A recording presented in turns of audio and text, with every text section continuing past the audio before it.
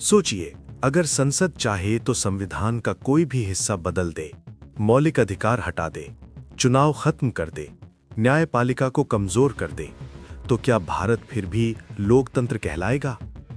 यही सवाल 1970 के दशक में भारत के सामने खड़ा था और इसी सवाल से जन्म हुआ केशवानंदन भारती केस का।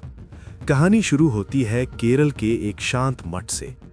केरल के एडिनीरा मठ के प्रमुख थे स्वामी केशवानंद भारती। उनके मठ की जमीन पर राज्य सरकार ने भूमि सुधार कानून के तहत अधिकार जमाया। स्वामी जी को लगा कि ये उनके मौलिक अधिकारों का उल्लंघन है। उन्होंने सुप्रीम कोर्ट का दरवाजा खटखटाया। लेकिन ये केस सिर्फ जमीन का नहीं रहा, ये धीरे धीरे संविधान की आत्मा पर बहस बन गया। उस समय देश में राजनीतिक माहौल बेहद तनावपूर्ण था। प्रधानमंत्री इंदिरा गांधी की सरकार समाजवादी नीतियां लागू करना चाहती थी। जमीन सुधार, बैंक राष्ट्रीयकरण, संपत्ति पर सीमाएं। लेकिन हर बार अदालत मौलिक अधिकारों की दीवार खड़ी कर देती थी। सरकार ने सोचा, अगर संविधान आड़े आ रहा है तो संविधान को ही बदल दो। 1967 में गोलकनाथ केस में सुप्रीम कोर्ट ने कहा था कि संसद मौलिक अधिकारों में संशोधन नहीं कर सकती। सरकार ने इसका जवाब दिया 24वां, 25वां और 29वां संविधान संशोधन। 24वां संविधान संशोधन अधिनियम 1971। इस संशोधन के द्वारा यह स्पष्ट कर दिया गया कि संसद को संविधान के किसी भी भाग में संशोधन करने की पूर्ण शक्ति है, जिसमें मौलिक अधिकार भी शामिल है। इसके तहत अनुच्छेद 13 में यह जोड़ा गया कि संविधान संशोधन को कानून नहीं माना जाएगा, यानी मौलिक अधिकारों को संशोधित किया जा सकता है। साथ ही राष्ट्रपति के लिए यह बाध्यकारी बना दिया गया कि वो संसद द्वारा पारित संविधान संशोधन विधेयक को अनिवार्य रूप से स्वीकृति देंगे। 25वां संविधान संशोधन अधिनियम 1971। इस संशोधन का उद्देश्य संपत्ति के अधिकार को कमजोर करना था। इसके तहत अनुच्छेद 31(2) में मुआवजा शब्द हटाकर राशि कर दिया गया, ताकि अदालतें ये न तय कर सकें कि सरकार द्वारा दी गई राशि पर्याप्त है या नहीं। साथ ही अनुच्छेद 31C जोड़ा गया, जिसके अनुसार यदि कोई कानून नीति निदेशक तत्वों, विशेषकर अनुच्छेद 39B और 39C को लागू करने के लिए बनाया गया है, तो उसे अनुच्छेद 14 या अनुच्छेद 19 के मौलिक अधिकारों के उल्लंघन के आधार पर चुनौती नहीं दी जा सकती है।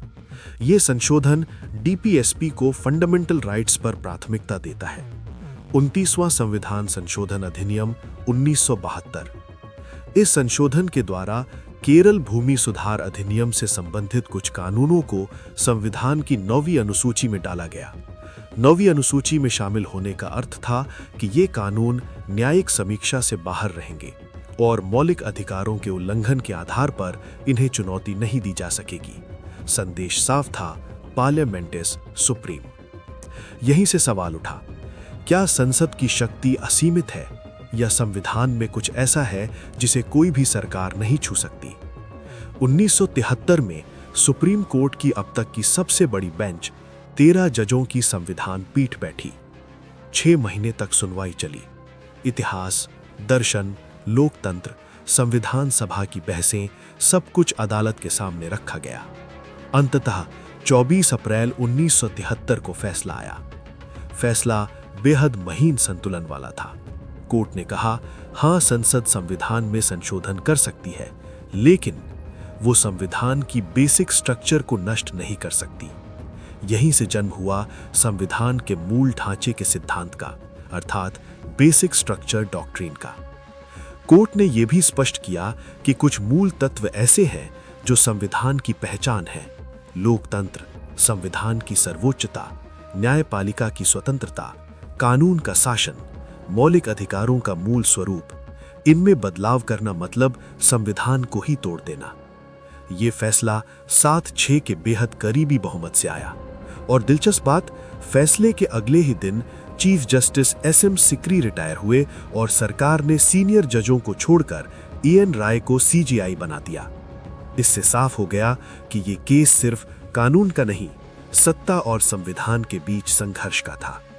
आज अगर मौलिक अधिकार सुरक्षित है, अगर संसद की शक्ति पर सीमा है, अगर लोकतंत्र सिर्फ बहुमत का खेल नहीं बना तो उसका सबसे बड़ा श्रेय केशवानंदन भारती केस को जाता है। ये केस हमें याद दिलाता है कि संविधान सिर्फ कागज नहीं होता, वो एक जीवित विचार होता है और उसकी आत्मा की रक्षा करना न्यायपालिका का सबसे बड़ा कर्तव्य है। अगर आपको ये वीडियो पसंद आया तो यूपीएससी प्रिपरेशन ओनली चैनल को सब्सक्राइब करें, वीडियो को लाइक करें तथा दोस्तों के साथ शेयर करें।